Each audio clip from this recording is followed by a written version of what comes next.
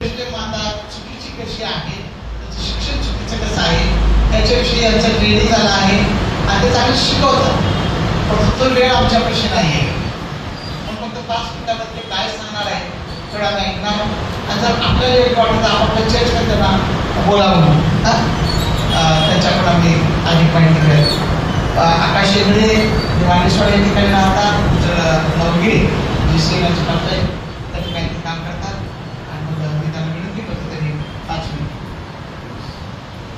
ख्रिस्त येशूमध्ये सर्वांना प्रेमाचा सलाम. सर्वात आधी मगाशी पालक साहेब होते, त्यांनी या ठिकाणी गोष्ट सांगितली की देवासमोर येत असताना कोणी एज लिमिट नाही का, म्हणून मी देखील देवाचं काम करत आहे. आणि मी अनेक ठिकाणामध्ये जाऊन सेमिनार घेत आहे 2 ते 2.5 तासांचे. आणि गेल्या काही दिवसांच्या मध्ये सेमिनार झाले, उमरवाड असो, सांगली मिरज असो, आमच्या इकडचा एरिया असो, आणि बऱ्याचशा ठिकाणामध्ये मी जात आहे. गेल्या दिवसांच्या मध्ये पण सेमिनार होणार आहे, पाचगणी, सातारा, कराड, टिळक वगैरे अशा चर्चेसमध्ये. तर त्यामधून माझा हेतू एकच आहे, ज्या विश्वासामध्ये तुम्ही तुमच्या मंडळीला बांधून ठेवलेलं आहे त्याच विश्वासामध्ये ती मंडळी प्रभू येशू ख्रिस्तांच्या दुसऱ्या आगमनापर्यंत स्थिर राहावं. त्या मंडळीला कुठेही भटकू नये. तुमच्यासमोर मी बोलत असताना उंचीने आणि वयाने लहान आहे, पण देवबापाने जी बुद्धी दिलेली आहे ती मला माझ्या प्रत्येक एका भावापर्यंत पोहोचवायची. आणि तुम्ही माझ्यापेक्षा मोठा आहे बोलत असताना इकडचा शब्द तिकडे झाला तरी मला कृपया तुम्ही समजून घ्या. या ठिकाणी असे किती लोक आहेत, तर तुम्ही सगळे पास्टर फॅमिली तरी पण मी प्रत्येक ठिकाणी हा प्रश्न विचारतो म्हणून या ठिकाणी पण विचारतो. या ठिकाणी असे किती लोक आहेत की जे दररोज बायबल वाचतात? हात वरती केला तरी चालेल.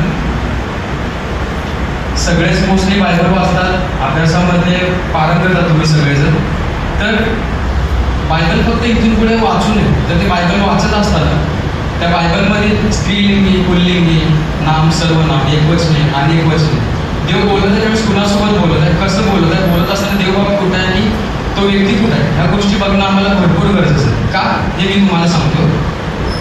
मत्तईच्या 24व्या अध्यायामध्ये 4 आणि 5 वचनामध्ये येशू ख्रिस्त म्हणतात, येशूने त्यांना उत्तर दिले, तुम्हाला कोणी फसवू नये म्हणून सावध असा, कारण पुष्कळ जण माझ्या नावाने येऊन मी ख्रिस्त आहे असे म्हणतील व अनेकांना फसवते. त्याच अध्यायामध्ये एक ठिकाणी असं लिहिलेलं आहे, मत्तई 24:23 ते 26 मध्ये, त्यावेळेस जर कोणी तुम्हाला म्हटले पहा ख्रिस्त येथे आहे किंवा तेथे आहे तर ते खरे मानू नका, कारण खोटे ख्रिस्त व खोटे संदेश उठतील व साधे तर निवडलेल्यांना देखील फसवावे म्हणून मोठी चिन्हे व अद्भुते दाखवते. हे वचन आम्ही बऱ्याचदा वाचलेलं आहे, पण ह्या ठिकाणी जे त्या वचनामध्ये गाव आहे तो आम्ही समजून कधी घेतो. बायबलमध्ये तर असं लिहिलेलं, येशू म्हणतात की निवडलेल्यांना देखील फसवावे म्हणून ते मोठी चिन्हे दाखवते, कारण की निवडलेले लोक चमत्कार ते नमस्कार असे असतात, त्यांना चमत्कार दिसला की त्या ठिकाणी गर्दी करतात. म्हणून वचन सांगते की निवडलेल्यांना देखील हे लोक फसवते. पहा मी हे अगोदरच तुम्हाला सांगून ठेवले आहे. ह्यास्तव कोणी तुम्हाला म्हणते पहा तो अरण्यात आहे तर जाऊ नका, तुम्हाला म्हणते पहा तो आत्ता खोल्यात आहे तर ते खरे मानू नका. आता मी तुम्हाला सांगतो, दोघे लोक म्हणावे ते कुणाला. आम्ही जो विश्वास आतापर्यंत ठेवलेला आहे पिता, पुत्र, पवित्र आत्मा हे 3 जण एक.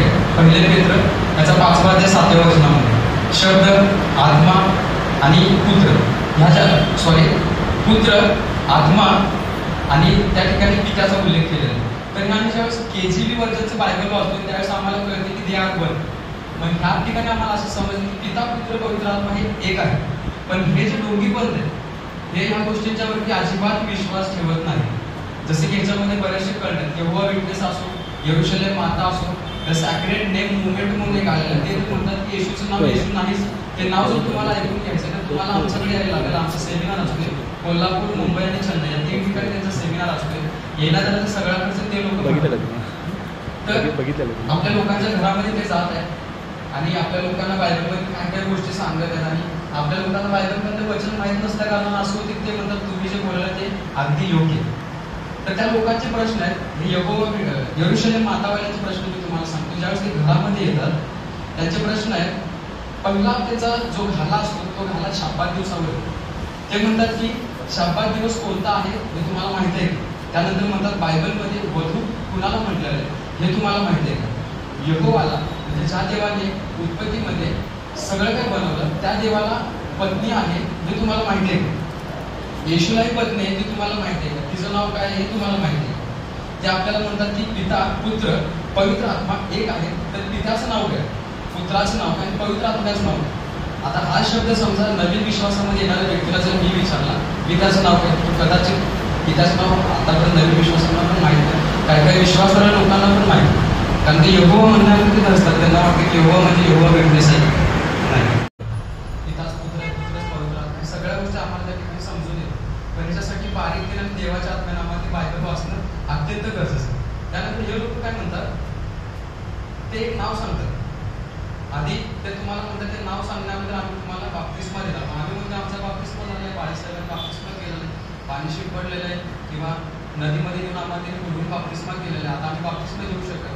ते म्हणतात ब्रदर आताच आम्ही तुम्हाला प्रश्न केला की पित्याचं नाव माहिती आहे का, तुम्ही म्हणला माहिती आहे, पुत्राचं माहिती आहे का, तुम्ही म्हणला हो माहिती आहे, पवित्र आत्म्याचं नाव काय तुम्हाला माहिती आहे, तुम्ही म्हणतात की नाही. मग बायबलमध्ये असं लिहिलेलं आहे की पित्याच्या, पुत्राच्या आणि पवित्र आत्म्याच्या नावाने बाप्तिस्मा द्या. मग बाप्तिस्मा घेत असताच आम्ही ते नाव उच्चारलं. मग त्यावेळेस ते बाप्तिस्मा देत असताना एक नाव उच्चारतात, ते नाव आहे आन सान फॉम. हा व्यक्ती दक्षिण कोरियाचा.